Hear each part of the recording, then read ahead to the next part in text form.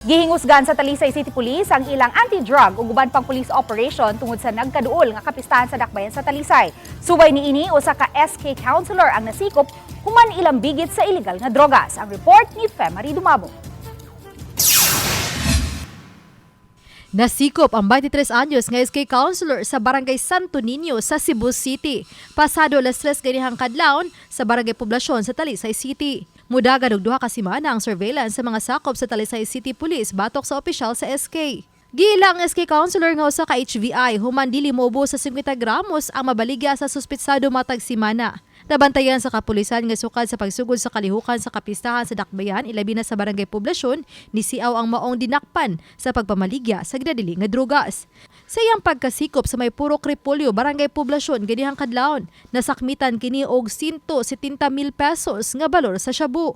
Took the advantage po na maligya din ng droga. So nadakpan na to kagabi, kadlawon. Kahapon la, ay kagabi, kadlawon.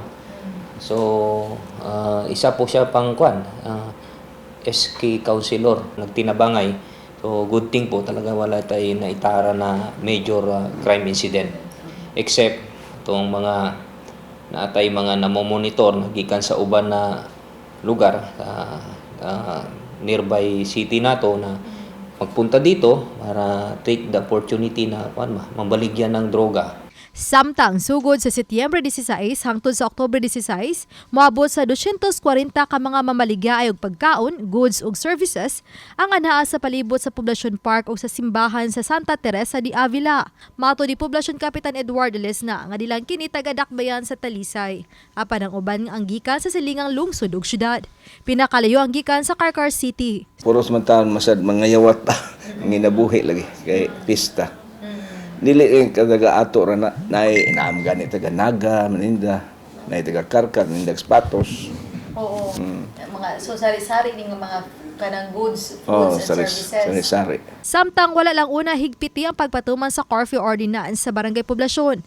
Apan gipahinumduman ang mga ginikanan nga bantayan ang ilang mga anak. So kadinoon sa pagsugod sa mga kalihukan gilagway nga nagbalinawon ra pa ang kinatibukan. Uban ni Godfrey Relien, Femari Dumabok. Balitang Bisdak.